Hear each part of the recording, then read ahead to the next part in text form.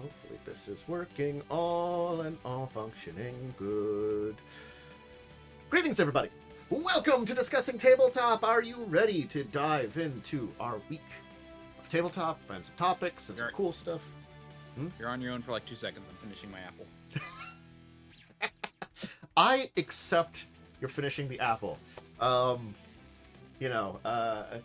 just remember I was like, I forget why I was watching someone. I was watching someone, and they took a bite of an apple, and you could hear it, and it's like, that thing of like, they weren't on camera directly, so it was kind of like a funny thing. It just reminded me of that. But thank you for joining me again this week, Wyrm.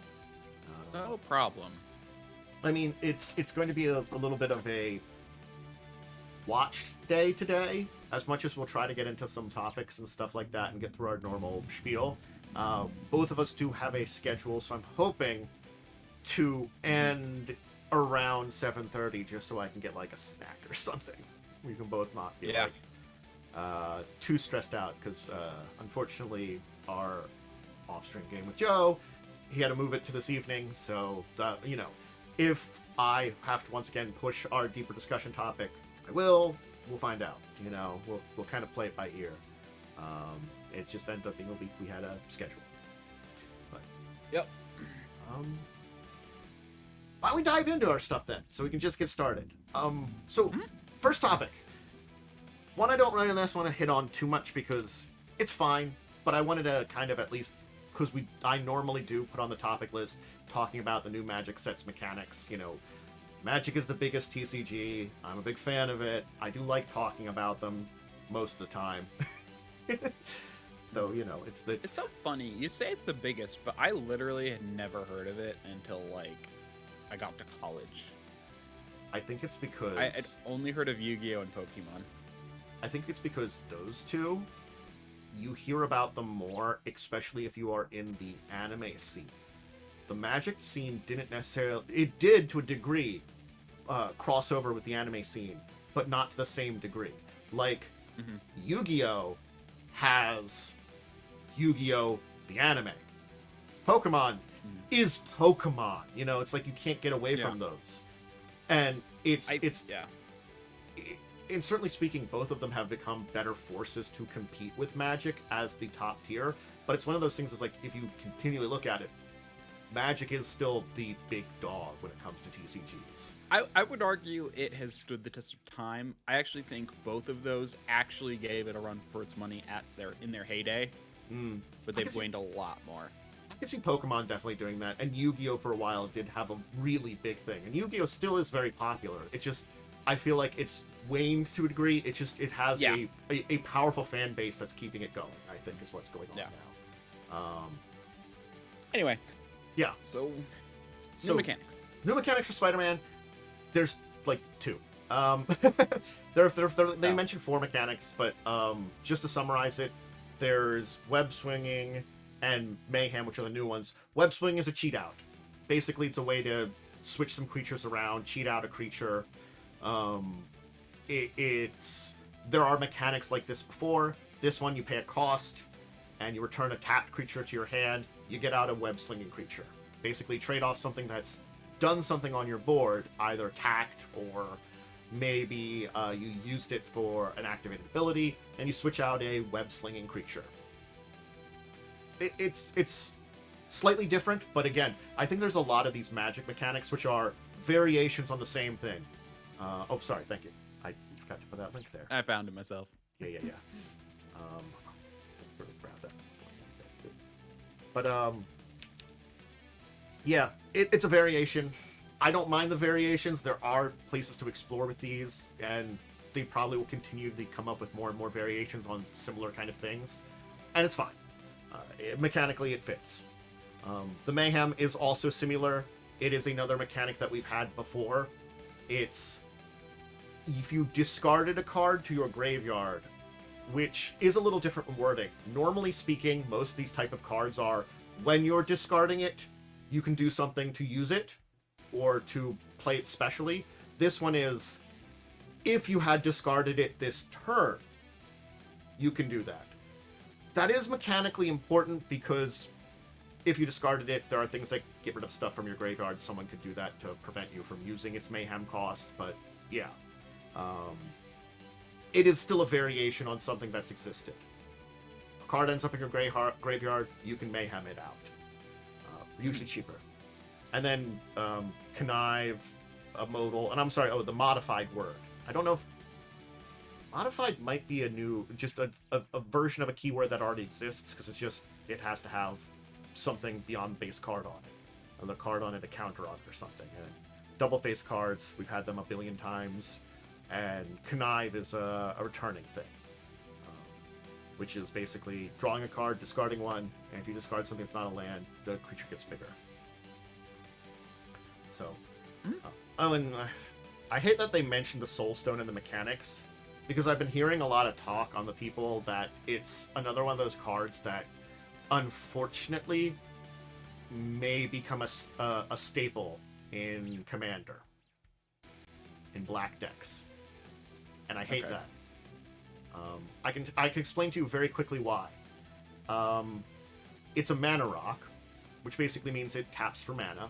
It's pretty cheap. It's indestructible, and then the ability is honestly pretty good. So the indestructible makes it hard to get rid of. Not impossible, hard to get rid of as an artifact, because most things that get rid of indestructible stuff focus on creatures, not artifacts as much. Oh. Yeah. Traditionally, indestructible creatures are more of a threat than indestructible other stuff, you know? So, it tends to be when you have a deck with answers for something, you might have it in a sideboard, honestly. But again, this is like one of those things that it feels like it, unfortunately, people are worried that it might become a standard more. Yeah. So, hopefully not, but especially because this is more expensive, and being a mythic, it's going to be a lot more expensive. Most of the other standards for a lot of sets at least tend to be a little cheaper. Things like Soul Rings and stuff like that for Commander decks. We'll see, though. So that's just our little dive into the Spider-Man, which, with everything else that's been going on with Magic, I'm sure plenty of people have forgotten. It's coming out relatively soon. Yeah. I mean, again, like, we went from 4 sets to 6 this year, so. And the fact that 2 of them are, one's Magic the Gathering, the other one's Spider-Man is... Well, it's the fact that half of them, 3 of them, have not been basic in-worlds Magic. It was Final Fantasy, Spider-Man, and we're still getting Avatar this year. Oh, I forgot. Yeah, Avatar was announced. Okay, okay. Mm-hmm. You're right. I was gonna say 2 of them, and we haven't even gotten the rest. But I'm like, okay, no, actually, they have been announced. Yeah, it was unfortunate that I heard some talk about it. More sources, a couple sources, but people were basically like saying like, and I could say like player in college. The professor was talking about this just the other day, but I've heard some other people mention it that the fact is the last set. The sales have been taken out of Edge of Eternities, which was a very interesting and cool mechanical set, which was a little gimmicky. It's space for Magic. It's a little different, but their take on it was very sci-fantasy, which I think is the perfect direction to take for Magic, where it's kind of like more like, you know, magical space travel and stuff like that. And that's neat. Yeah. I like it when they do directions that fits along with the aesthetic, but takes it that like, oh, hey, yeah, you could go to this plane where they developed like a weird technological science using their magical powers. You know, that's neat. Mm-hmm. But yeah, the main reason being that, hey, a lot of stuff for Spider-Man started coming out right before it came out because of Gen Con. Yeah. But you can't avoid that. Oh no, that was Comic-Con that did that, not Gen Con. I'm sorry, Comic-Con. You can't avoid having to talk about that Spider-Man there, and it's just... Yeah.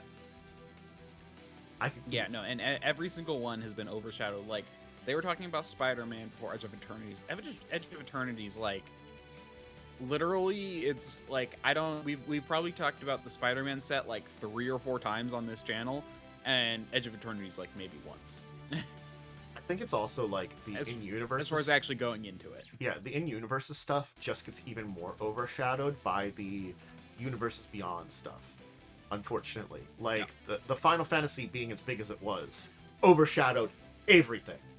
And, like, it overshadowed leading into Edge of Eternities, you know, because that's the follow-up you have to Final Fantasy. Yeah, because if I remember correctly, we talked about, you know, the Secret Lairs. We talked about the Secret Lair, Spider-Man Secret Lair, Spider-Man set, announcement, Secret Lairs. Then now we're talking about the mechanics. We also talked about like a tournament for like a special card. So it's like there's been a lot of stuff going on, and I think there's probably even like one more like that I might not be remembering. Yeah. So it's like there's been like 5 things that have been to talk about for Spider-Man. But Edge of Eternities, what'd they do? They released it. I think there was like that. Yeah, no, I don't think there was like anything super special for it. You know. I think that's the other thing is they're spending less time on that, and the problem is we can see them being very successful on these sets. Like I go back a couple years ago, and Kamigawa Neon Dynasty was probably not as big as Final Fantasy because Final Fantasy brought in like a lot of outsiders, you know, and other people that are just collectors to that stuff.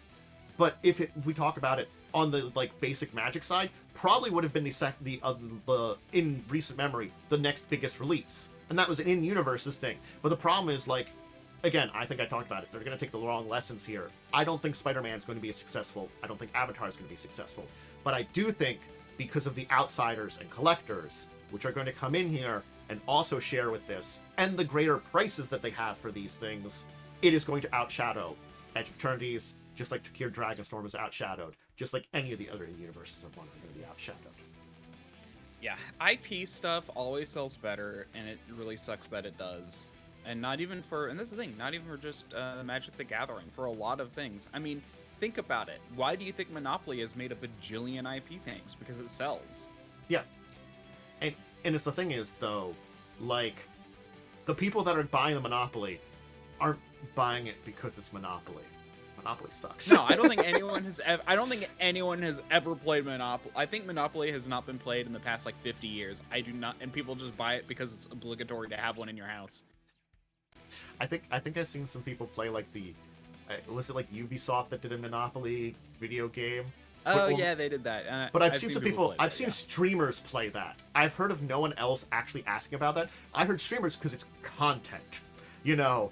Yeah. That's the only time I see like people like talk about Monopoly, ever.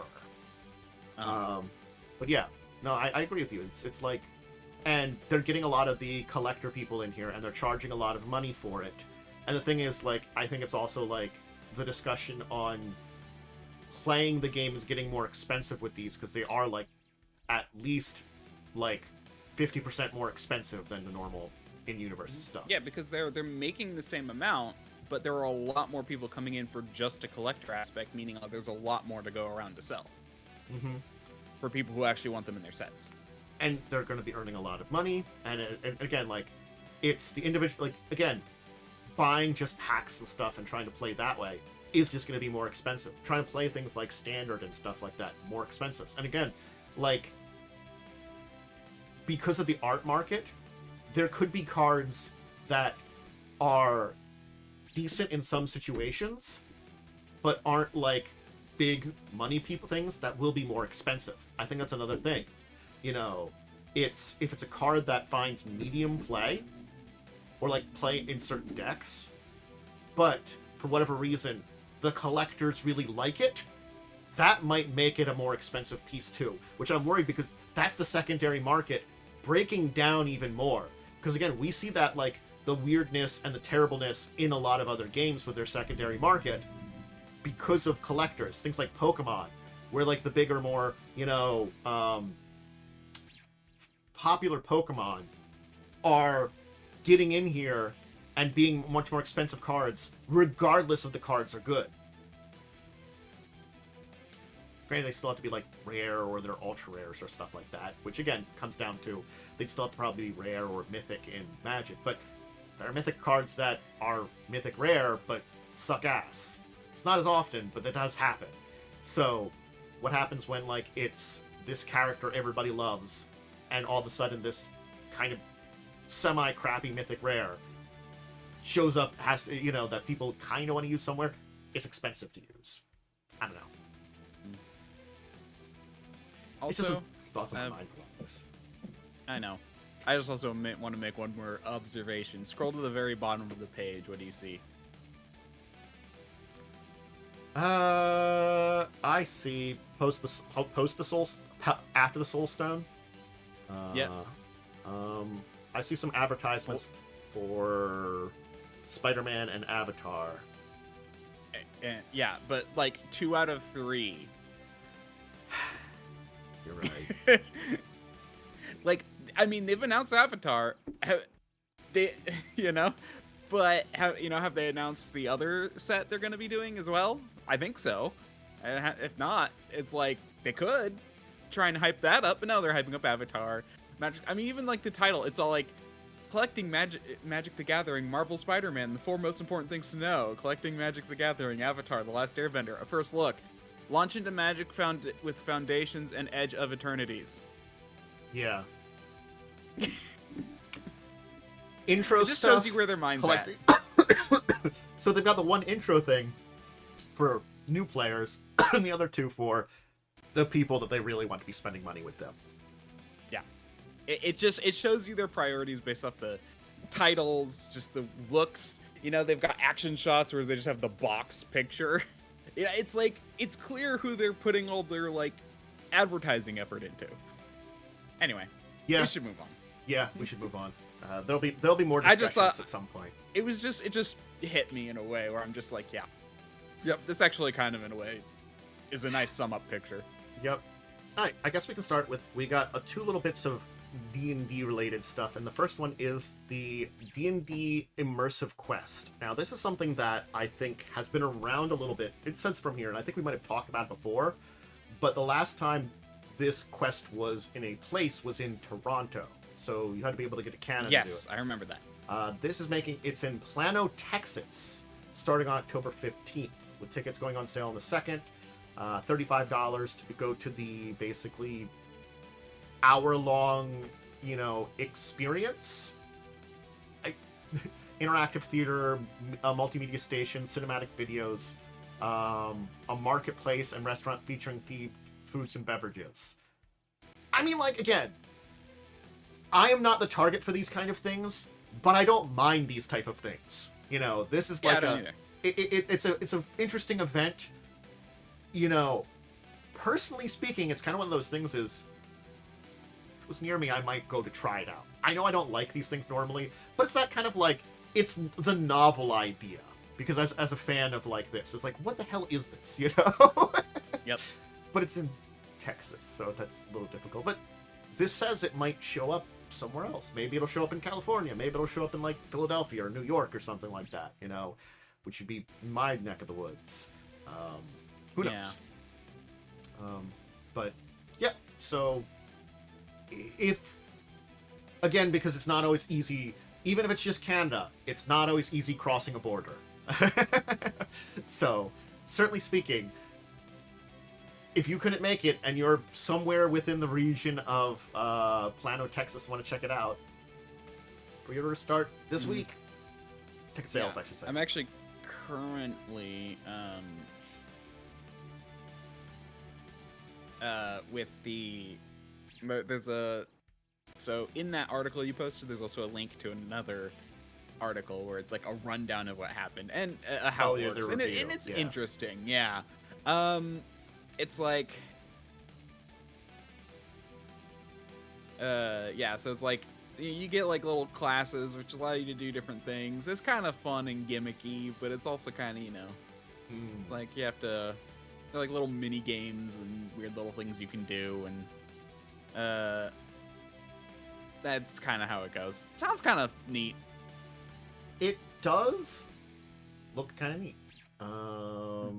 Like, I'm not sure I would like go out of. I'm gonna be honest, based on the quick read through of that I'm like, I wouldn't necessarily go somewhere. Like, I wouldn't buy a plane ticket and go somewhere to do this. Yeah, see, that's a little bit much. If it happened in my town, I would totally go. That's why, like, for me, like, I'm in a decent driving distance from like New York City. It's a couple hours away, but like, Yeah. I gotta be honest. I could probably grab Blaze and maybe Joe, and we could have like a early day trip into New York City, go to that, and maybe do some other stuff in New York City, or if it's in like Philadelphia or somewhere in New Jersey, Yep. like, you know, For there me, are some LA. Yeah, for you, LA. LA is just massive, so it's sort of like. I mean, yes, I say LA, but that basically is like 4 hours of driving across. See, when you of a yes, province. the LA region is like 4 hours across. That is like, I keep forgetting how sprawling large that area is. Like the LA region, it is insane to like me, but I understand it too, because sort of like for me, if I would go from like, that's going from like Allentown to past Philadelphia, you know. Okay, I should clarify. It's 4 hours across driving, but if you were on like a Sunday with no traffic, it'd probably be an hour. Okay, so that is better. I get it there then too. So it'd be like it'd be like me taking a trip down into Philadelphia, you know, which is like an the hour and a half. problem with LA is that it's always heavy traffic. Yeah. With except maybe occasionally on like a Sunday morning. Makes sense. Yes. Anyway, the other little bit is, I guess it's our technical D&D, but also D&D related, and that is that WizKids has announced that they're doing another an expansion to their D&D Onslaught game, where they're going to be doing a Tomb of Horrors. I don't know the last time we talked about Onslaught. I do not remember what Onslaught is, to be honest with you. I talked about it. It before, is but I don't their remember. miniatures board game that WizKids did. Yeah, I mean the Came out a couple years ago. Yeah. I think it's different from, but in the veins of those games that we were playing on Tabletop Sim. Yeah, I know it's different than those. Those are like the venturing Tomb of ones, Annihilation, like Tomb of Annihilations, yeah, that are much more venturing. I feel like this one is probably a little bit more tactical miniatures game with a D&D feel and probably some mechanics that are based around it to a degree, but lessened. So it's a step both down and in a different direction from those kind of games, like the Tomb of I wouldn't even Annihilation. say down. I just say a different direction. Yeah, it's adjacent. It's definitely a different style of game. But yeah, no, I mean like it's interesting because in that case, rather than a new board, they come up with expansions. I think that's the advantage they have for this, is that they can focus on something like an expansion rather than a new board. Okay, I found just like a picture of the rules, and based on the way this looks, I would argue that it's kind of almost supposed to be that board game, but with like slightly more 5e rules, because they have like action, bonus action, move action, and stuff. Yeah, because I can see movement. I'm looking at some like the character cards. I think it is Coptrax, the Clanless Sorcerer. This is on the Board Game Geek Lives pictures. Got opportunity attack, 9 That's what health, I'm looking at 13 AC, 4 movement. Again, they're symbolized, but I can tell that. Burning Hands, Fireball. Gain 1 XP after you defeat an enemy. Yeah, actually, it's both simpler and more complex. I can kind of say that. Like, they simplified enemies have a lot more steps of like things they might do. Yeah, and the characters are both more complex and simplified in weird ways, and I find that interesting. I do like these things here because then you can just like mark if you've used stuff a lot easier, like little I guess spinners in your character. That's a little cooler. Yep. Yeah. No, this is neat. Oh, and I see you have a spinner up top where your level would be. Ooh. I'm guessing that's the one that's next to your hit points, AC, and health. Interesting. I'll share you can see the images yourself, but I'll share the Board Game Geek for Onslaught here, just so people, if you want to look up the images yourself, you can. It's there. So yeah, so I think a expansion is good for these kind of things. If it's a game that can take an expansion, you know, apparently this will have no miniatures. It has tokens. If you want to change to miniatures, you can get stuff from the WizKids miniatures line. Basically, they're like Makes sense. And they are gonna. I'm assuming that they're going to spell the expansion, but you can also do it. You can get the core set too on it. Oh, so cool. That's Tomb of Horrors Onslaught. It is technically expansion, but it's one of those big expansions, so it's made to play with there. So Yep. Okay, so here's an interesting one from Paizo, and I think it's an important one to talk about because they're changing how they're doing adventure paths. It's just going to be one book. So 4 books a year, all hardcover rather than softcover. And hearing them in this thing talk about it, it's sort of like, wow, why didn't you do this sooner?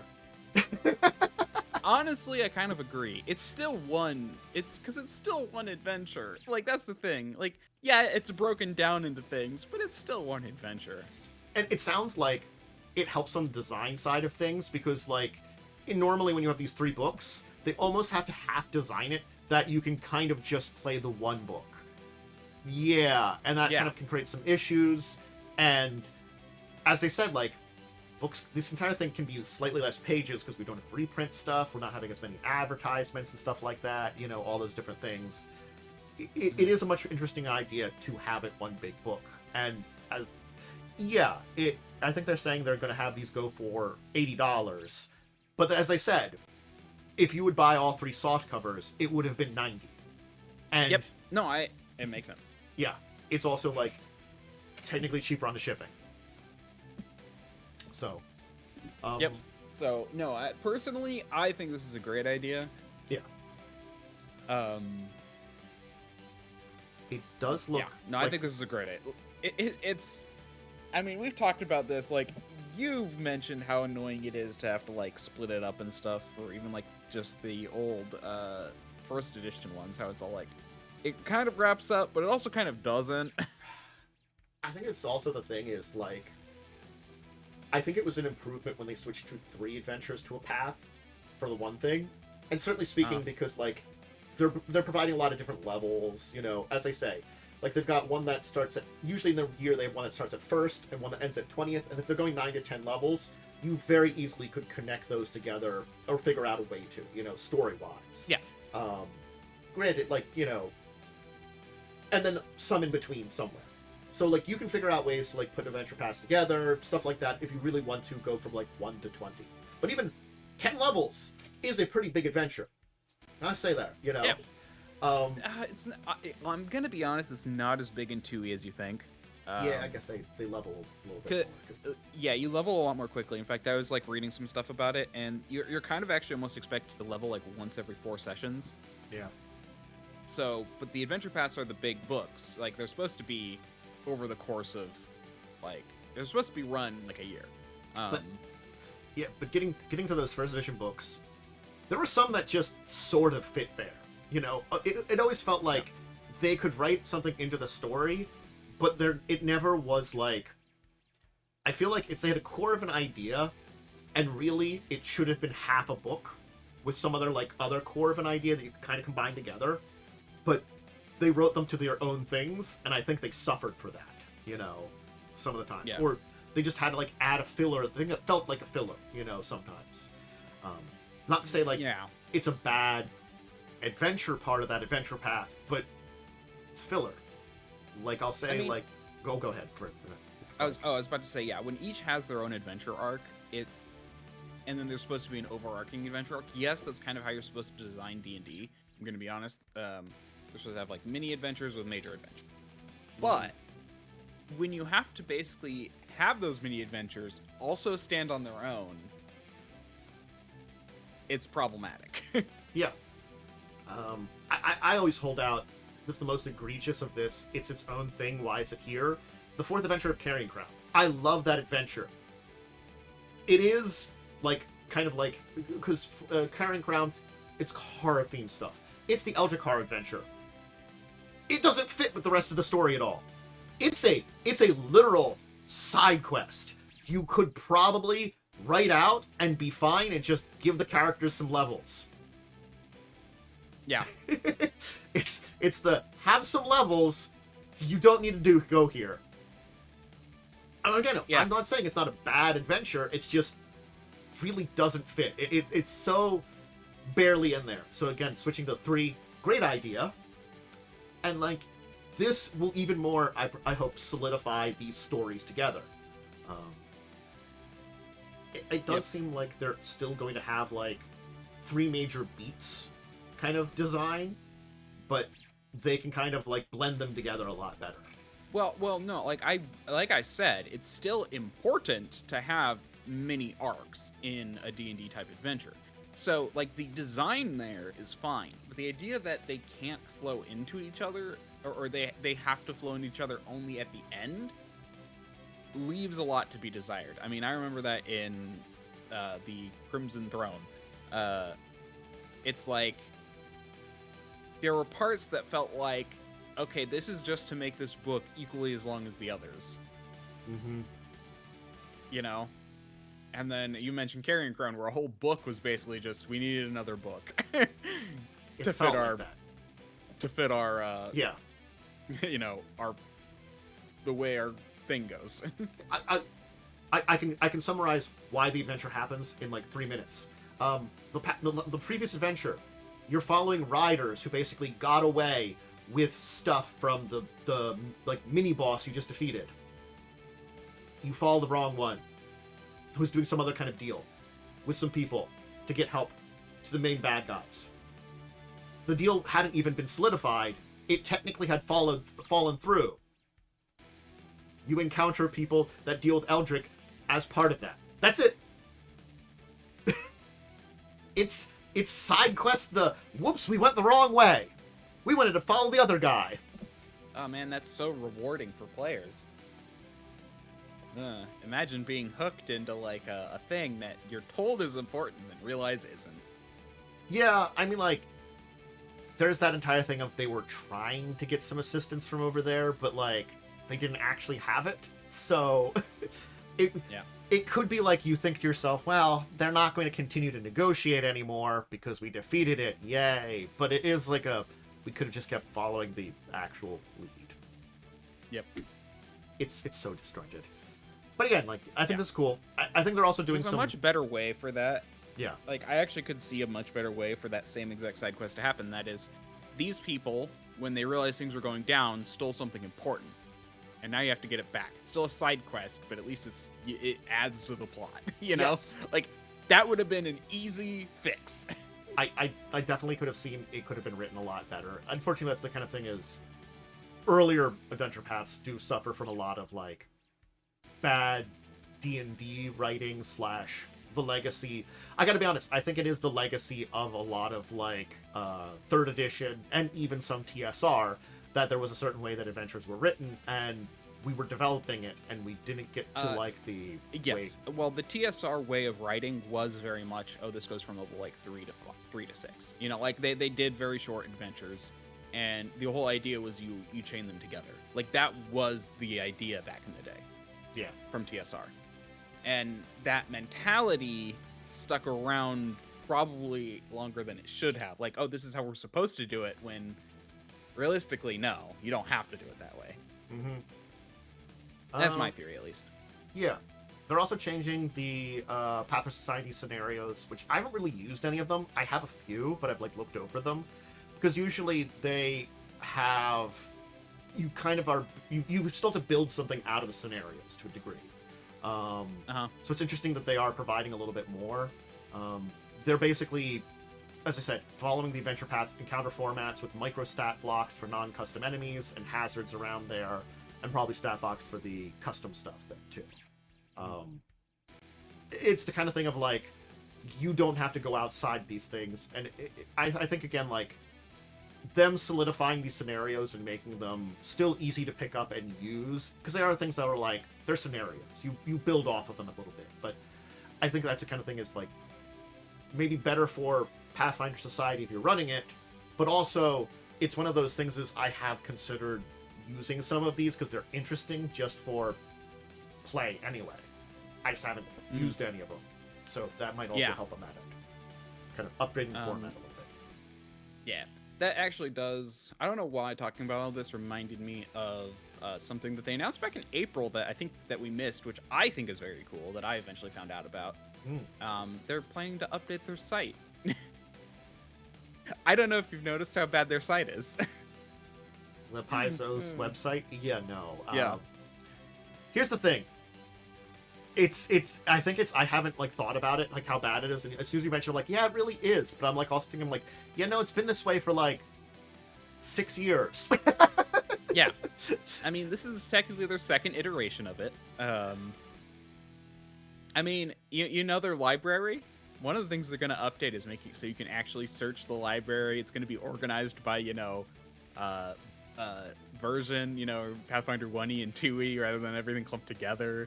That kind of stuff. It's like you're gonna be able to unsubscribe from their subscriptions without having to email them. That kind of stuff. That is very nice.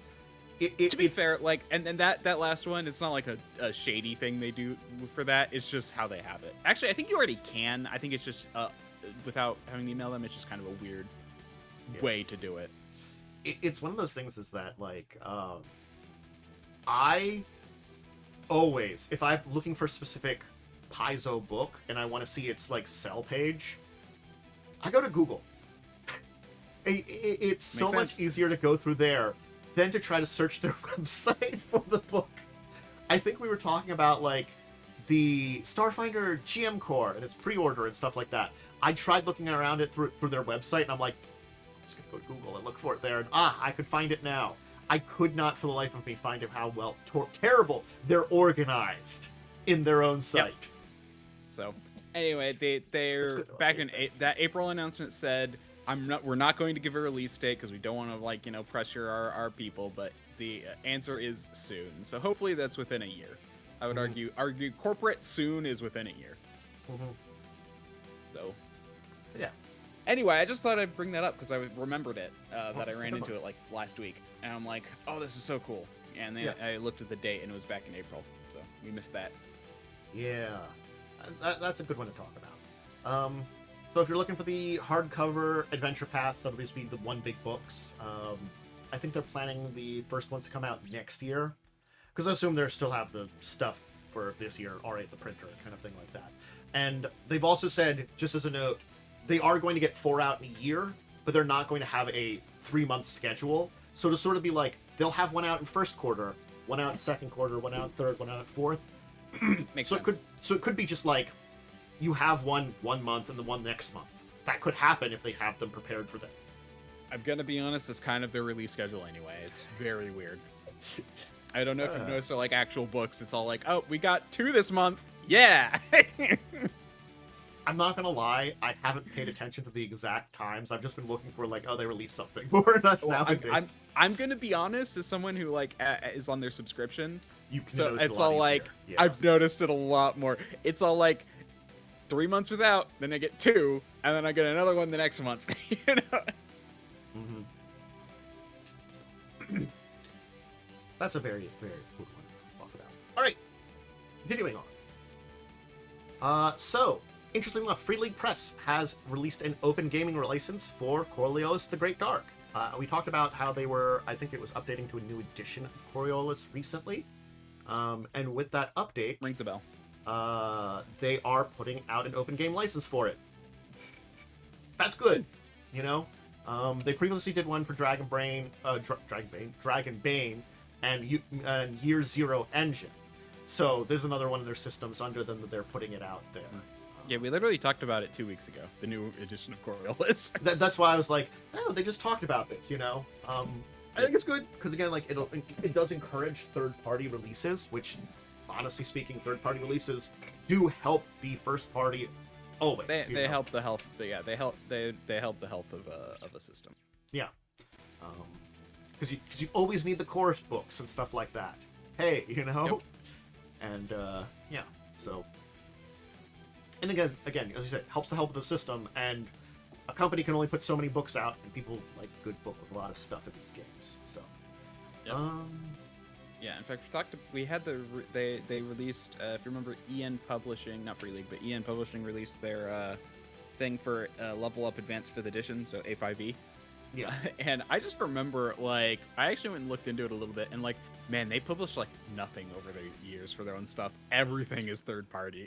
And Yes. I'm like, okay, it's good, but, man, it just reminded me of that. I don't know, talking about open game license, where I'm just like, it's good that their system was very healthy overall, but, man, if they had put more out, they probably could have made that thing blow up a lot more. Yep. So it's a royalty-free license. Keep in mind that is for the new edition, Coriolis the Great Dark, and at this point does not have the previous edition, Coriolis the Third Horizon. With them saying at this point, I feel like they do plan on eventually adding it in the previous version, but they probably have to do a bit more to establish stuff there, and because it's been out for long or something like that, rather than when they're just releasing. I usually assume that, like, you know, putting out a license like this with a new edition is a lot easier than going back to an old one where there might be more complexities of all the things you've released and stuff like that, mechanics and things like that. Published material. Again, it's also like that entire thing of, we've seen how, you know, Wizards doesn't want to release everything on there, and they have released a couple of things in their push to Creative Commons that are like, hey, wait a second, why did you release that? Or referencing stuff that, like, you know, oh, hey, we can use this now, kind of things. Yep. So they're being more and more careful about that kind of thing, you know? Yep, this is good. It is good. So, all right. There's a tactical RPG. Have they even released their Creative Commons stuff for 2024 yet, Wizards? I don't think they have. Don't know on that one, actually. Yeah, I don't think they have yet. Hang on. I think they released some stuff. I think they did release some, because I thought that's where we got Strahd was mentioned in there. They didn't define what Strahd was, so the 5e version of Strahd as a character is one thing, but because they mentioned him, and I think as a vampire, the concept of Vampire Strahd is in Creative Commons and probably could be kind of used. It's just you'd have an interpretation of him, kind of thing. No, but I'm talking about, like, the actual Creative Commons of D&D 2024. Apparently that was also back in April, was when they finally released that as under Creative Commons. Okay. Because they kept it not Creative Commons for a while, and I remember, like, it took them way longer than I felt it should have. Yes, I remember. We might have mentioned that it was out. I think we just forgot. I think we did. I just completely forgot. Yeah. Modiphius is at very least publishing RipCrypt Core Rulebook. So it's basically it is an RPG, but it's a tactical dungeon RPG kind of thing. It's made for dungeon exploring, more tactical stuff. It sounds, but it's relatively smooth. It's dungeon crawl adventure. Yep. So cool idea. We do get these kind of games here and there, but normally these are part of another game. So it's interesting to see a game that focuses directly on the dungeon crawl aspect. I do like those. The dungeon crawl gameplay is something I really like. Yes, I do agree too. I like a good dungeon crawl. I mean, the fact that I enjoyed the Scarwall, despite the fact that even I recognized it was terrible, just shows that I really just like a good dungeon crawl no matter what. It's the thing is, like, when I take a step back, I still like the concept of Scarwall and a lot of ideas about it. I just think it was just, like, very poorly made, unfortunately. Honestly, the big issue is it was too empty. There was so much story to tell and so much room to do it, and they told none of it, and most of the rooms were empty. Yeah, I think there could have been a better way to tell the stories of the various things, and I think it's sort of like, I think it would have been more interesting to have, like, each individual areas a little bit more separated, and almost tell their own story of the various bosses, and make it that, like, you couldn't just, because the thing is, you can just wander into the final boss. I don't like that. And beat him, but like, if you haven't beaten any of the other things, he's nigh invincible, unfortunately. Like, you can still beat him. It's just such a bitch. And, like, just annoying. And, like, yes, going after the various things to defeat him. I think, like, there's just so much better way that you could have done it, and it would have been more interesting and, like, better use of the map and stuff like that. interesting idea, poor execution. Yeah, I would have just put a barrier around his final chamber, so if you got up to it, you'd realize it was like locked by arcane seals, and like, oh, these are the things that are protecting him, you know? Yeah, and then like each of them, I feel like you could still have that dungeon crawl, but there could have been a little bit more story to each of the dungeon crawl areas too. Yeah, and like there was again, like there was like you told us like, oh yeah, this guy betrayed this guy, and there was a there was no indication of any of this. yeah, unfortunately, Out in the actual like writing, you told us that. Mm-hmm. Anyway, Yep. So yeah, but yeah, the fact that I still liked it after all of that bullshit, I like a good dungeon crawl. So this is interesting to me. Again, it's one of those things. Is like, it's for me. I just wanted it to be better. I can see the story, and I'm like, it's nice, it's better. So Chaosium is giving us a creature guide for their basic role-playing game, which is always cool. Again, it's going to be universal in a lot of different animals, monsters, non-humans, non-player characters that are from everything in any kind of directions, just so you can use them in their basic role-playing system. We talked about basic a few times, the BRP, how it is very generic, and they do have some like certain settings, but it's good to have a book like this that just goes in all directions, because again, like, sometimes you can use a creature anywhere, sometimes yes, it's a little bit more specific, but I'm sure they're going to put together a lot of like set of things that can be basically used in most settings.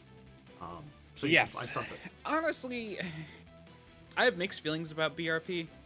I have like kind of read through it. It's very much just, it's kind of build your own role-playing system, I would argue, is kind of more what it is, using the Chaosium like D100 system. Yeah. So in my opinion, it's almost better to use their existing systems if they fit. I get you. You know? Yeah, so it's sort of like, rather than using basic, it would be like you'd use things like the yeah, Call of Cthulhu, or the looking under their RuneQuest. basic role-playing, like Rivers of London, Ages of Vikings, some of the others that use the and some of the other ones that are based on RuneQuest, on the basic too. Those are the ones that are directly under basic, but like some of the other ones that just use the D100 system also, it might be better to use those. Yeah. Anyway, but the idea is neat. It's a good catch-all, but I've started to really hate the idea of catch-all systems more and more. I think a catch-all system is best when it's a catch-all with a direction. I kind of like how I still like Besom a lot, because it's like, it's a catch-all, but you're going to be doing an anime game. I actually agree, because it captures a theme. Mm-hmm. Like this, in my opinion, doesn't capture a theme. It's just make it what you want. Here are a bunch of rules.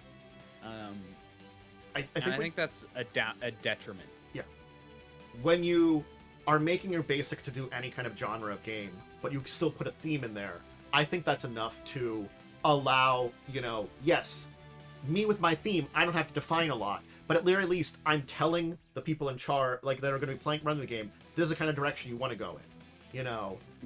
They've got a basic to start with that helps them a step along the way.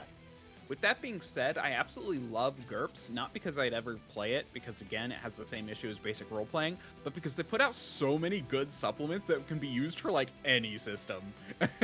Yeah, they provide a lot of good information and ideas. Yeah, it's like, that's something I've run into several times where I'm like looking up, what's a good way to create like a creature for this thing? And I'm like, oh wow, they have this crazy book that's all about this step-by-step guide for how to create like the creatures of a planet, for an alien game. It's the fact that, like, I think the advantage GURPS has is they have, at this point in time, so many books.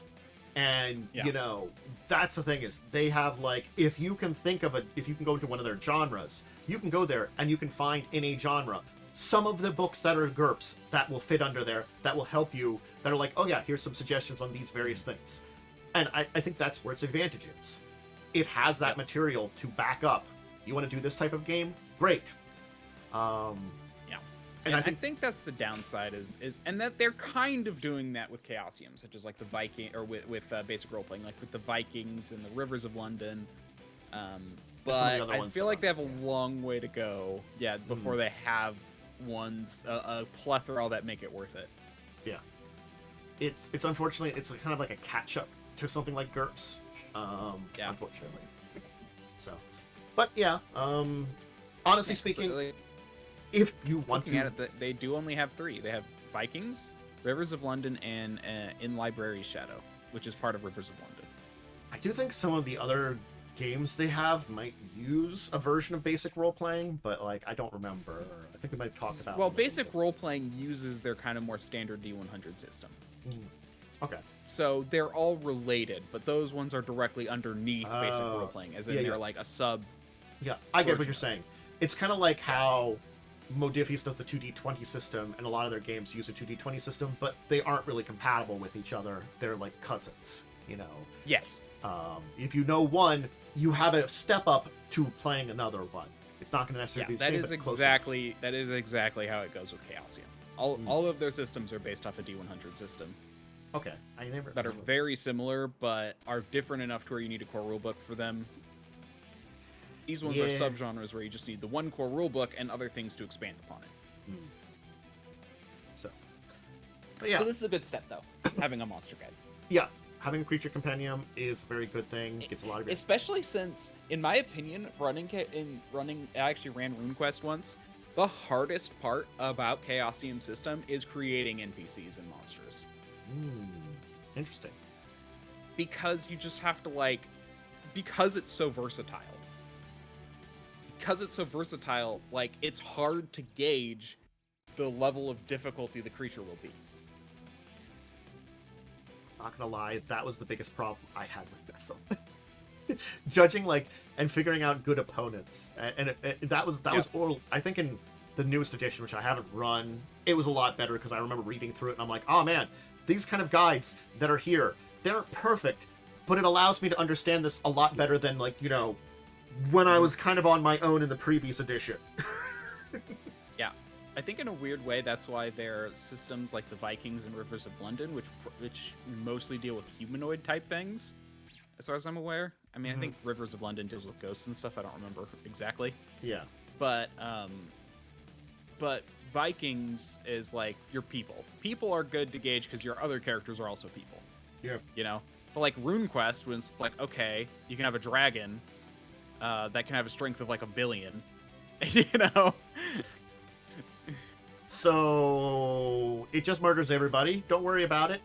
Yeah, it's just kind of okay, at what point should I consider my players ready to face something like this? There's no indication. Yeah. All right, so if you want to check out basic creatures, honestly speaking, it's a good thing for if you're diving into the basic system. Yep. You know. No, I think it's a necessary step.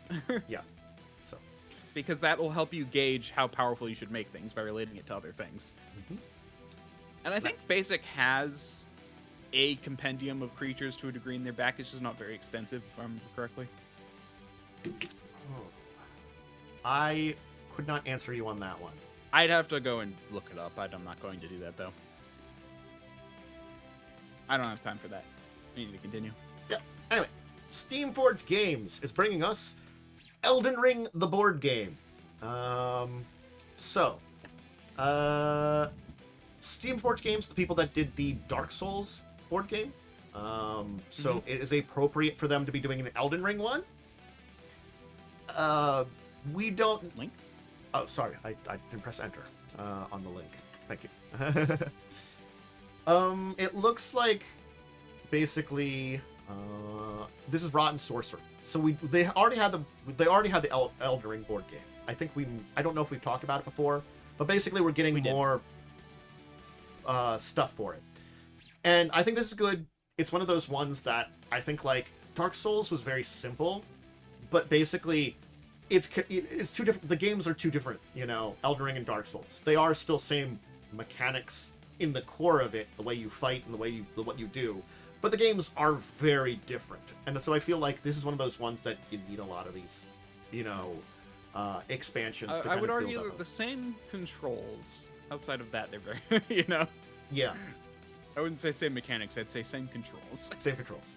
There are other board games which I've always felt really do need expansions that are put in on them, and this is one of those ones that you probably could play the core on its own, but I feel like for an experience, if you're trying to capture it, you need things like this. So they're just continuing to put out more of these. They got 2 new core boxes with this one, and I'm going to sure that they're going to put out more and more until they kind of build up a pretty decent selection of it. It does mean it's expensive for the best experience, but I mean, like, I collected all the previous editions of Arkham Horror, and that was expensive. That's when they put out a new edition. I was like, well... Yeah, I've been there. Where it's like, I have everything. I did that for Pokemon for a while. I actually had every Pokemon game, and then I kind of just stopped because I just got tired. I just didn't like where it was going, and I just didn't want to have to buy new systems. Yeah. I can see that. It was the new systems. It was, I think I stopped at like the, you know, it's like, oh, okay, well, what's the difference? It's like, okay, 3DS, then like the, what was that? There was like 3DX XL or something like that, and there was like one that like actually was different, and it was just dumb that it was different. Yes, I do remember like the things that the Nintendo did with the handhelds. That was the thing. I stepped away from Pokemon before when they moved from Game Boy to Game Boy Advance, because one, I didn't get Game Boy Advance for quite a long time, for a myriad of reasons, and one of the big ones being like, I just didn't really need. There wasn't enough games at the time it came out, and by the time I decided to buy one, it was much later on the system. And then like they kept doing more systems after that, and it was a mess. A lot more than consoles, and I think that's the thing that people don't think about. The mess of handhelds under Nintendo. I don't want to even get into that. I'm sure it's like someone's done an expose on it that's probably pretty interesting, but yeah. But no, like, unfortunately, there are just product lines that you feel like you have to dive into, and like, as I said, with me in the tabletop world, that was Arkham Horror. I mean, I did that for a while with Munchkin too, because you could play them together, but like that just became a mess because there's so many of them, and they are playable on their own. Arkham Horror, you needed all the books, the things for it. I think there was like 8 expansions or something like that, 7 or 8 expansions, a lot of them. I think I only played with all of them like once. Anyway, it's a game. It's good to have a lot of these expansions for this one, especially because it's like challenges and miniatures are probably a lot in this one. Basically, it's whatever enemies you're fighting, you need a lot of miniatures for them. And it's probably mostly building on what it is, the enemy variety, I'm going to assume. So, but they got that up on apparently GameFound, which is linked from. I'll link the Steamforge site. Steamforge.com here, and you can find the link to their GameFound there, which is where I probably could have linked the actual GameFound, but whatever. I thought the site would probably be good in general too, so you can just go from there. And they backed the project with 11 days to go, just to know. So, thanks. Yep. Anyway, just wanted to hit on that. For there, and the update on that board game series. Because I talk about a lot of random video game and stuff like that, tabletop, I did want to say, because this one feels weird. There's a World of Tanks TCG someone's working on. So, World of Tanks is one of those, it's if you don't know, mobile game. Again, it's an odd one to not know about, but again, I'm sure people out there haven't. Well, it's not just a mobile game. It's actually primarily PC. See, that's something I don't know because this is not in my wheelhouse. Yeah. I keep forgetting a lot of these games that are like on mobile are also on PC. But anyway, yeah, I just remember PC first. I think it got released on mobile later. Okay, good to also know. That's again not something I knew. I just knew about it from like content creators advertising it for a while, and still sometimes you see advertisements for like the World of Tanks or some of its cousin games. I would have thought this would have been like a miniatures game. Isn't it like a tank combat game? Why is it a TCG? Like, I definitely could have seen some kind of board game that would have been related to it. That's where I could have seen it. As I said, a miniatures battle game of like a tank battle game. Okay, World of Tanks themed. But yeah, that's kind of strange and interesting. Yeah, it was originally. Also, I just like looked up, like, oh, PC or what was it, PC or console, and I'm like, first. I think so. It was PC first, and I just like, but I found this. What's the difference between them? And like the first comment is, on PC you can actually see your tank between the ads. Oof. Ouch. Yeah. So, are all the backs of the cards are just gonna be ads? I mean, no. But yeah, it's. I honestly am curious how this would work, how the actual gameplay would work, because it's just tanks. Also, I actually did play World of Tanks like once in my life. That's part of why I know about it. Okay. For about a month, and then I got very bored of it very quickly, and I mostly played it because a friend wanted me to play it. Yeah, I can see that. With that said, yeah, there's very much a tier system to this game where it's all like you literally cannot, like, you basically have to match with it. You will only match with people who are like within your tier, and so I have no idea how that will work with like a TCG. Yeah, let me put it this way: like you're playing a World War I tank, you cannot go against a modern tank. You will lose. It's one of those things. Is like, I'm looking at an up close of the picture of it, because they got the USA and Germany starter decks. Interesting. Okay, 10 cards per pack for the pack. I see some tokens here. I see the pictures of the tanks, and I can see they've got some numbers on them, like I guess an attack and defense. Yep. But that sounds about right. There is just like a lot of like, is it just going to be a very simple game, or like? And again, I have a lot of questions about it. Again. Okay. Some of the questions stem from why a TCG, of course. I think I said that at the beginning here, and the other begins like, are you just keeping it relatively simple? Are you doing it relatively complex? I don't know. So here's the thing. So I noticed that there are. If you notice, like there's like a bar and it's like yellow, orange, red. So I feel like there might be some kind of tier system going on there. Okay. With that said, I also noticed they mentioned ammo on the tokens. So there's probably going to be something similar to mana or something that might be like ammo cards or something. Yeah. With that being said, I also noticed there's like a repair. One of the cards mentions repair, so you might be able to like repair your tank, withdraw it, and repair it or something. So I feel like there's going to be some complexity there, but I feel like maybe the combat itself might be kind of basic. Yeah. I'm just like kind of looking over things here and just trying to read and trying to pick up some of the stuff in the cards, and I'm just like, it's going to be a combat game. I mean, that's a simple play. Yep. It's what it exactly is, a tank combat game. Yep. But it's weird enough. I'm at least vaguely interested how it works. Because again, I don't know why this isn't a miniatures game. That's the best I have to say, Why? Yeah, that's a very good point. I feel like this would have been better as a let's see, there's a collectible card game, and what's the other one? It's like you're building your deck. Deck building game.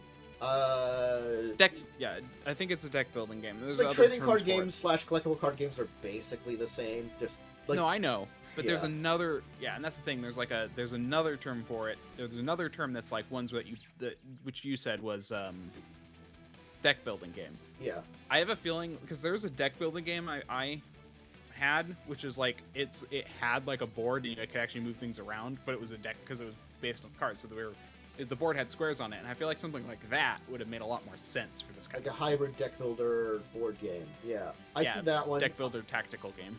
I see a tactical miniatures game too. Even just like a tactical game if you don't want to go the miniatures route. There's definitely a lot of interesting routes you could have gone for this, but like TCG definitely was not on my bingo card for World of Tanks. Not that I had a bingo card for World of Tanks, but for the selection of what to do in tabletop adaptation, I didn't think this one. So interesting. Yeah. All right. Everdell's Collector's Edition is releasing in a couple of weeks. I just wanted to mention this one because I'm a big fan of Everdell. I like it. It was a game that I got a chance to play. I think it was years and years ago. I got a review copy of. It's one of my few review copies. Thank you to Tycoon Games. You guys were always good to work with whenever I had some chances to talk with you guys about stuff. And so, it's basically an updated collector's version with better tokens, some, newer cards and stuff. It's again, a new version, upgraded, basically the same kind of thing that it always was, but it's a fun little resource management kind of game. So, I just wanted to have a shout out. I did back Everdell Silverfrost, so Ooh, nice. that one should come up at some point. So, as per usual, we can't go a week without something diamond related. Of course Yeah, not. it's going to be a while for another few months. Yeah, we're gonna have hit it. So first off, this is such a weird thing, but I understand it. They're angry that Sparkle Pop, the people that have control of their basically stuff, has been selling stuff. We talked about this. And so Diamond's basically trying to get a court order. Diamond, who wants to sell the stuff off themselves, but basically is actually at least doing the legal thing and is trying to win their battle in the courts to do it, and are now kind of fighting against Sparkle Pop, who's doing it behind their backs. So this is like this weird thing of like, yeah, Diamond is doing a very shady, horrible thing, but at very least they're sticking within the court orders and the law. So I'm giving them that as a thumbs up, Yeah, But they basically stepped out and were like, we have the right to do this. And then everyone else was all like, no. And it's like, okay, we'll wait for the courts to decide. And now Sparkle Pop is all like, sure, we'll do it. Yeah, that's exactly what it is. It's like, god damn it. Wow. So apparently, through July 18th, they sold off $1.4 million worth of stuff. That's a lot that they've already sold off. And they have numbers for different companies. They sold off over 200,000 worth of Paizo material, apparently. Like Oni Press, Udon Entertainment, Antarctic Press, Goodman Games, a lot of big names here that they have.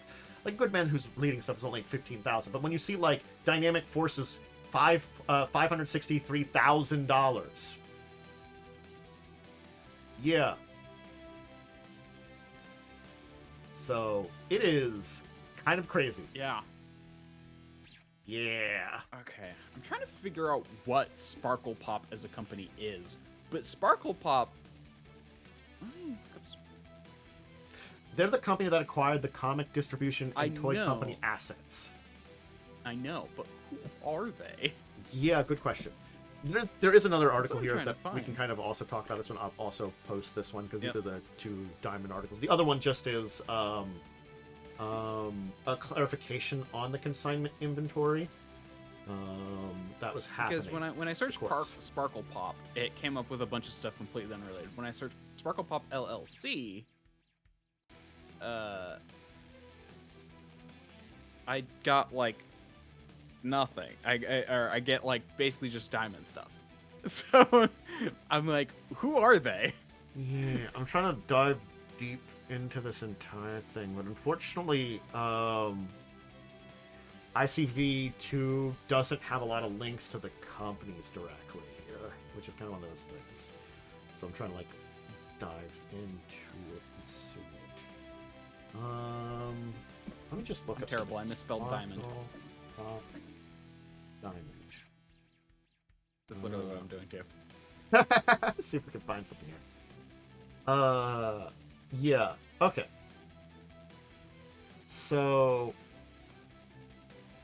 this is the people that basically bought up a lot of the stuff from Diamond. Diamond is still okay. So Diamond is bought up by Sparkle Pop. Yes. Oh, Sparkle Pop / Ad Poplium. I see a link in this website here. Let's see Ad Poplium and Sparkle Pop. If I get the two of those together, if I get something. Sparkle Pop is a subsidiary of Ad Poplium. Okay, so Ad Poplium is the bigger group, and Sparkle Pop is under it. Good to know. All right, cool. Ad Poplium LLC is the one I can find a link to. Yeah, I found them. Consumer products, brands. I don't know a lot of them. Aligns corporate strategies and fosters growth across unique, robust roster of subsidiary companies. Okay, let's go to our brands. We can maybe find Sparkle Pop under you. That's a lot of corporate speak that hurts my brain. For your site here, Ad Poply, I'm not going to lie. Thanks.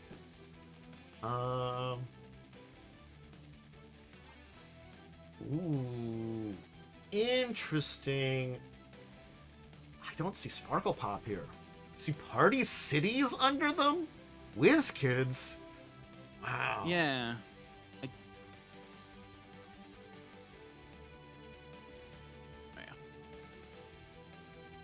Maybe. This kid's Wikipedia. I don't think they own them. Parent National Entertainment Collectible Association. They own WizKids. Yeah, no, so they don't own WizKids, so I don't know why that's on there. I think maybe... Wait, NECA, Industrial Leader... Oh, wait, hold on. NECA owns WizKids, though. They're also on here. Do they own NECA? There's consumer product brands. Those are their brands, they said. So I don't know if those are their sub companies or their brands. That's a weird. So thing. I do want to say, that what Diamond did is they basically were people who collected all the pieces of things and put them together. Yeah. So if you think about like, this package was made in Taiwan. The arm was made in Japan. The base was made in Canada, and then they ship them all there and they put the thing together. That's basically what Diamond did. Ad Populum might do the same thing, which these are people they work with, is what I'm guessing. Yeah. Okay. So that would understand why they bought up it under their Sparkle Pop name. Yeah. Okay. So Ad Populum had created a new entity, Sparkle Pop, for the Diamond properties. Okay. Yeah. So that's what they did there. I see that. That's what they've been done. And yeah, Ad Populum, the parent company of NECA and WizKids. I feel like what's going on is because Diamond did a lot of the assembly, but Diamond also also worked as a consignment. Diamond did a lot of weird things, and it's kind of like distributor there. And again, it's a thing that Diamond wasn't critical, but helped in a lot of ways. I think that's the kind of thing you have to talk about. It made itself a very easy thing in states to like finalize a lot of stuff in shipment and stuff like that, and it made sense, but it's not like a critical thing for creation. A lot of these things, it's just helped in a lot of stuff like there. Anyway,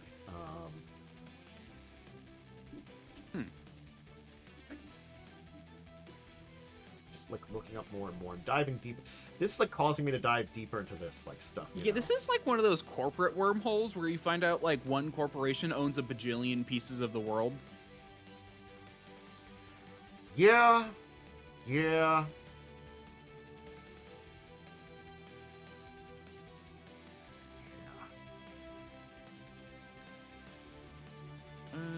Anyway. Yeah. So again, just keep in mind, Diamond did assembly, but it's also a distributor. So it did a lot. Distributed. Yeah. I mean, they might as well, like, if they're already there, they might as well. Well, I mean, I don't think they assembled everything from the sounds of it too. They like did certain products for certain people too and stuff like that. But they had the distribution channels, because I feel like for like Paizo, you could get stuff not through Diamond, through Paizo, but they basically sent to like Amazon and big box stores through Diamond. Yes. So like they again, many companies do. There are plenty of companies which do a bunch of different stuff, and so I think. Yeah, but so the assembly thing is basically something I got from what's that called? Extra credit video. Okay. They mentioned it. Yeah. Again, but like I think the main thing is like when we recognize how important it was that I guess Sparkle Pop / Ad Populum, why Diamond was important in a lot of way. It's probably the distribution channels more than anything.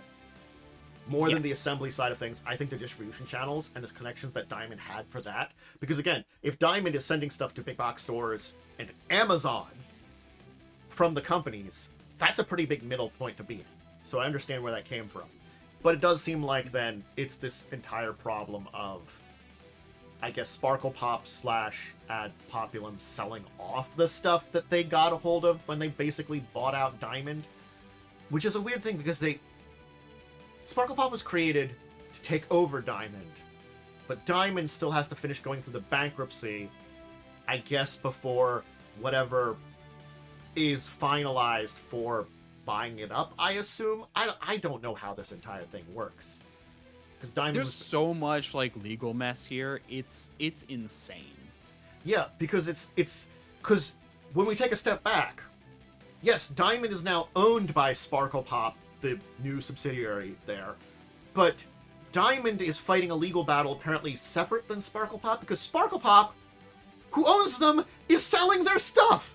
That's weird. This is a weird situation to be in. What the hell is going on?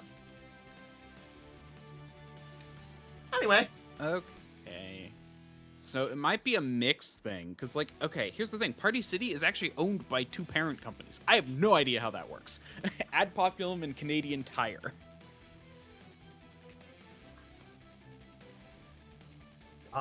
It might be that, like, in that case, they're a combined brand, but, like, maybe because international? Maybe like, it's more, it's like the brand is owned by both, but it depends on where in the world you are. If you're in the US, it's, Ad Populum, and maybe if you're in Canada, it's the Tire. I don't know how that would work. That's the only thing I can think of.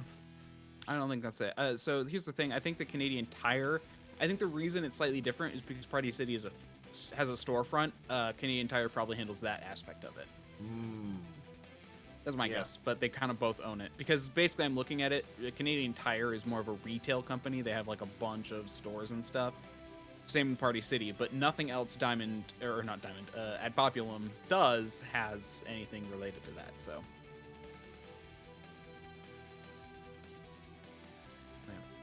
And this is the thing, Ad Populum has no Wikipedia page. It's all through other Wikipedia pages that I'm getting some of these. Like WizKids and NECA and etc.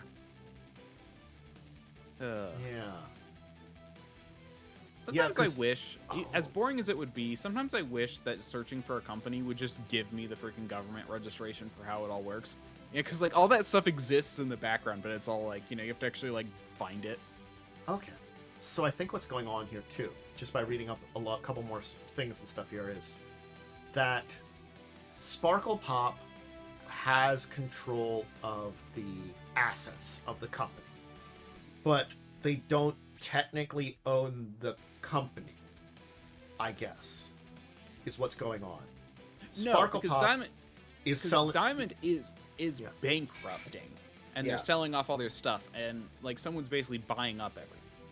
Yeah. Think of it as to pay off their debts, they're giving everything to like another company to like who can pay it off. It's kind of almost like an investment buyout. And I'm guessing the physical inventory is an up in the air asset because Sparkle Pop's selling it, but I guess they shouldn't because Diamond wanted to sell that as part of the thing. So maybe that's not supposed to be an asset that's supposed to be touched, but Sparkle Pop was touched. Oh my god, this is such a mess. Oh. This is like the biggest mess I've ever seen, ever.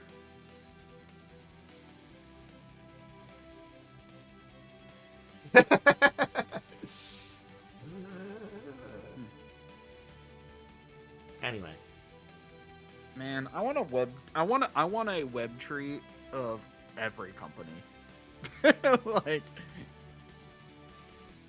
parents and subsidiaries. Yeah.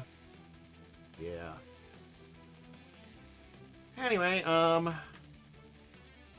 want to talk about floral dragons? Yeah, let's do that.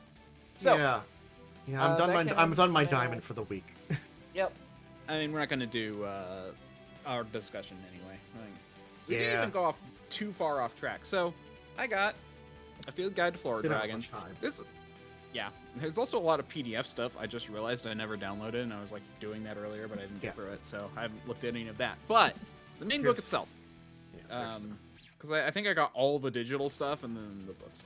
It's very cool. So basically, it's just a bunch of, in fact, to show off the dragons, I'm gonna more talk about it.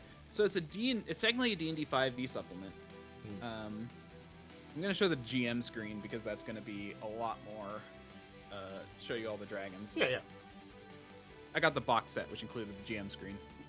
So like you can see that, you know, got a lot of dragons. It's kind of cool because it's like the GM screen shows like the creature and like what plant it was based off of. So you can see, you know, yeah, like those two guys. And you got, you know, the hydrangea dragon. So yeah, it's just a bunch of dragons. So it's pretty cool. They also have like, you know, since there's a D&D 5e thing, so the GM screen has D&D things like conditions and stuff, which is nice. But yeah, no, there's just a lot of really cool dragons, and there's even some things which aren't dragons, but yeah, it's a really cool just collection. If you really like dragons, and you actually know, like, I also just know a little bit about plants too. Why? I don't know. That's just one of those things that I absorbed through time, probably because my mom's big into plants. But yeah, here are some. I also got, because I got the box set, also came with these like cards, which have the dragon stats on the back. You can see, so, and then the picture on the front. So it's really cool. My favorite visually, honestly, I feel like I'd have to go with the Amaranth Dragon. I really like that one. I don't know why. So yeah, based off that plant. But yeah, and it's also the only one I've read through, so maybe I'll like other ones later. Who knows? But yeah, there's a lot of cool things. I'm having trouble talking about it because it's really just 5e supplement with dragons, and dragons are cool. So yeah, I like the book because it goes into a lot of like, the dragon's behavior, the dragon's you know, habitats, their behaviors, their you know, their courtship rituals, you know, that kind of stuff. So basically, if you really like dragons, I'd probably go into that. I don't know. I don't really have a ton to say on it because it's just cool. It's just a nice supplement. Maybe I'll use it at some point. I haven't had a chance. I got it Thursday. Cool. And I barely had time to read through more than like 2 entries. So. Yeah, you know. But I'm very happy with it. Cool. Seems neat. All right. Yeah. A lot of useful tools for the physical box set. If you're into the, like, physical gaming and stuff, that's I think it's a very useful tool. Yeah. All right. As we said, I said at the beginning, we didn't have a lot of time. We're gonna skip out of the thing, and I do want to end relatively soon so I can get a small meal together. You know. What's fun is we don't actually have any games to talk about because we didn't have your game and I didn't have my game. Oh God, that's right. Jeez. Yeah. You didn't have your game, I didn't have my game. I didn't do anything other related tabletop-wise this week. Because Joe's game's this evening. Yep. I don't know. I think it was it. I think it was just a quiet week where there wasn't any tabletop. I mean, I'm not gonna lie. I've decided to do a couple extra things for Fall of Avonswell, which I wouldn't have had before. So hopefully it'll be a little neater, a little bit more fancy than it was going to be.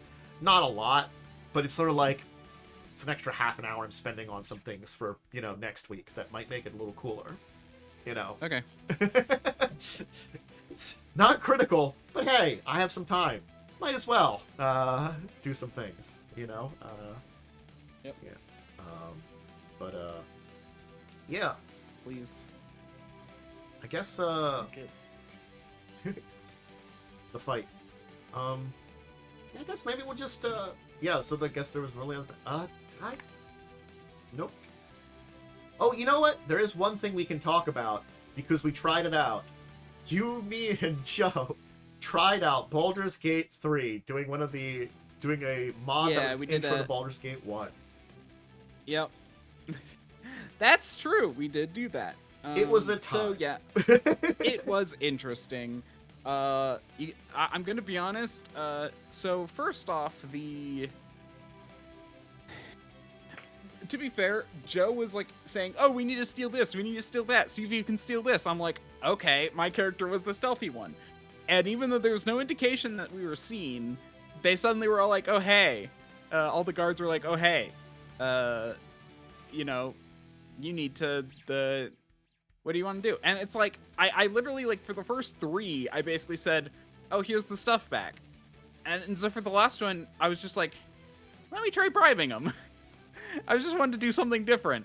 Yeah. And it basically, then every guard in the entire thing got mad at us. We were right in the, like, guard station. Like, I'm not gonna lie. Yeah. It was an interesting time, but it was, like, one of those times that I'm, like, again, like, I'm hesitant to dive into it because sort of, like, here's the thing. I'm bad at those types of games in a lot of ways. I don't tend to wander too far, but I try to stick with the group as much. But, like, especially when we're in a town, I'll wander off to a side sometimes. I wasn't. I'm sorry. I wasn't that far from you guys. I really wasn't. You that were far. on the No, you actually were on the opposite side of the map. Was it? When? Oh my yes, God. when you first because walked into that house and you got into combat, you were literally on the opposite side of the map. Here's the thing, though. I think it was only like a quarter of a way. I walked 2 buildings away from the inn that we were in. That's as far as it was. I didn't think... Was that really the opposite side of the map? Was the map that small? Yes, because we walked 2 buildings in the opposite direction. Oh, see, I didn't know you walked through it's like, because you guys were like grabbing stuff, so I'm like, I want to be behind you because I'm not going to be doing anything then. I'll go over this way, and especially if we're just looting some free stuff, that's what my thought pattern was. If we were just looting free stuff. We weren't doing, like, I didn't know what we were doing other than quest stuff. Just looting, I was just like, because all I went is, like, when I went to the guard station first, I just picked up all the stuff that wasn't stealing, and then I was trying to open up one of the outhouses, and it pathed me rather than straight to the outhouse into a building. And that's why I got to that fight. I was like, what? Why did I go into a building? I just... Yeah. It pathed me, like, not in a straight line. It's pathed me, like, a loop through the building. I'm like, what? Yeah, and I was literally... I'm going to be honest, I'm not sure I like the way Joe plays that game either, because literally it was just him looting everything he came across. And I'm just like... You don't want to talk to people, do story... You know, find out what's going on here. Here's the thing. I understand. He was like, oh, you're a thief. You picked rogue. Pick the lock for me. I'm like, okay, in a short adventure, I've done that before. But the thing is, like, I'm not going to lie. I get it out of my system. Like, the first time I played, usually when I, like, start out in Divinity 2, especially when, like, the money matters, I'll, like, loot everything. After that, I'll be like, is this valuable? Nope. It stays. You know? To be fair, there is, in things like Oblivion and Skyrim and Baldur's Gate 3, there always is that curve of what's valuable and what's not. And it takes a while to figure out the, like, how much, like, okay, now I know that you get enough money to where the things that sell for 1 gold are not worth it. Yeah. You start at that loot goblin curve, and then you break down. And I was on that initial loot goblin curve. I was just gonna steal everything I was gonna take everything that was free and then go sell it to that guy. That was my plan originally. Just like, I'm gonna take everything that's not valuable. Well, here's the thing: is also like that guy that attacked me. A guard came to help me. If Joe didn't show up, I would have been fine. Yep. You know. A guard saw that and was like, I'm going to go help you. You know? It's like... Yeah, the thing about Baldur's Gate, though, is you do have to stick together a lot more because it is like a D&D campaign. Don't split the party. That is actually, like... Honestly, like, when you're playing by yourself, you can send one person ahead as a scout if you're, like, trying to stealth and that they're the only person with stealth. But you keep everyone at the gate nearby in case they get spotted so you can run in. It reminds me, because of, like, Divinity Original Sin 2, playing that a lot, you can get into combats, but because it is, like, a turn-based thing, you can just wait for all the other players to show up, you know? It's like, oops, I wandered into combat, everybody else come and join the combat, you know? And then they can try to stealth into position, which I think you can do in this one. If you go stealthy you can as well. And see, like, where the enemy's view is, you can be like, I'm just going to position myself in, like, optimal thing. In fact, you can even sometimes get a stealth attack off as part of the initial combat start for that character. Yeah.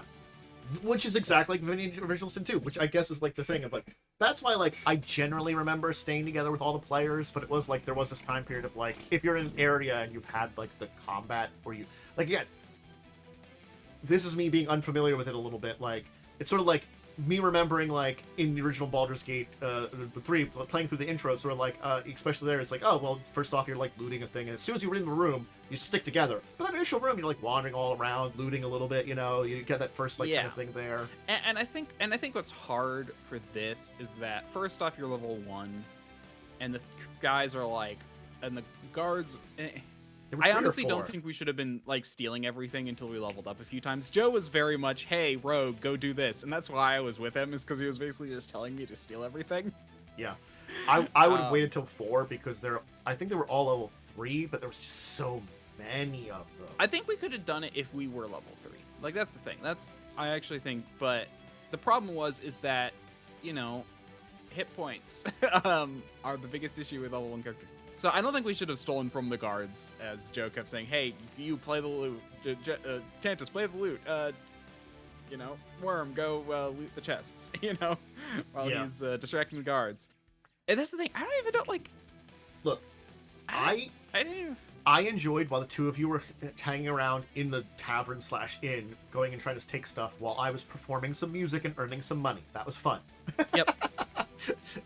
I whipped out the loot. No, to be fair, I walked out we both walked out at around the same time because I got tired of him looting everything in that tavern.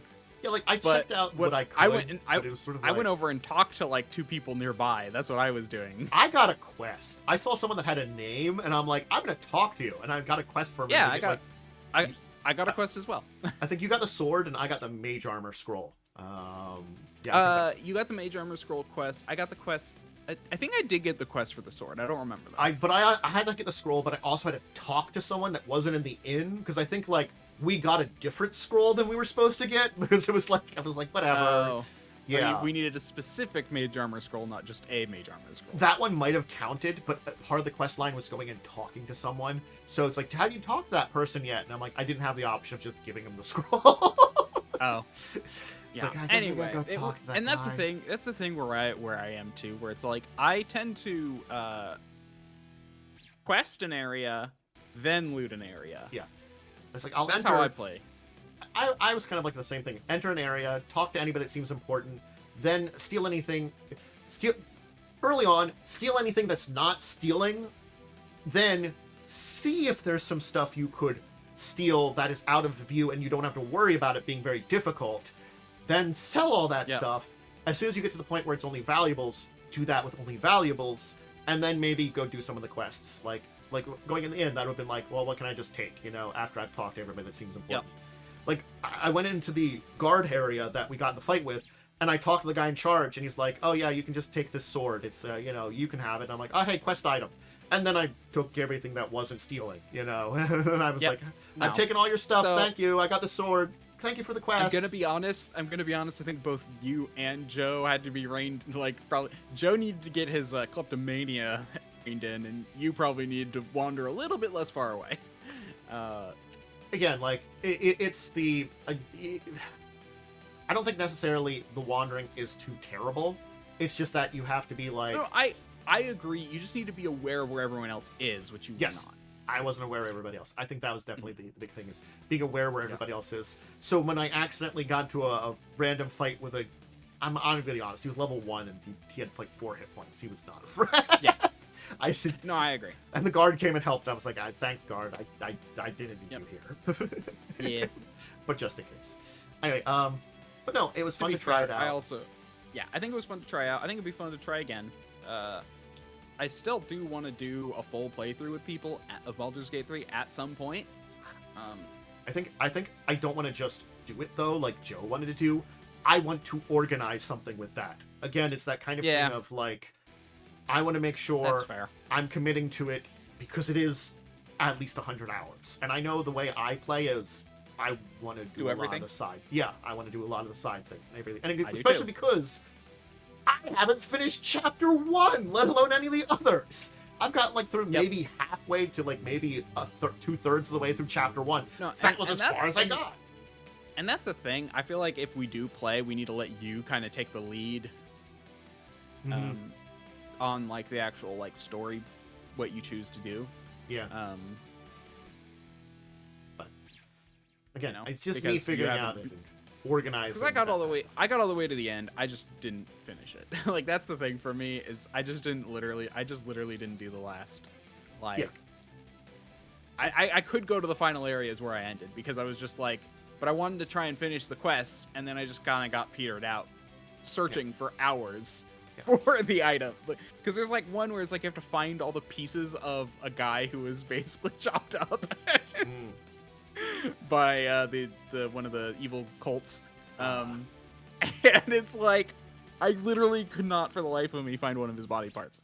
I think I might not mind, rather than doing a full playthrough, if at some point, especially like jumping into it like for like a little miniature stream things, doing more of these like homebrewed adventures. I wouldn't mind doing more of those. I think the problem is we're actually at the at the start of people creating these. This is actually one of the first ones.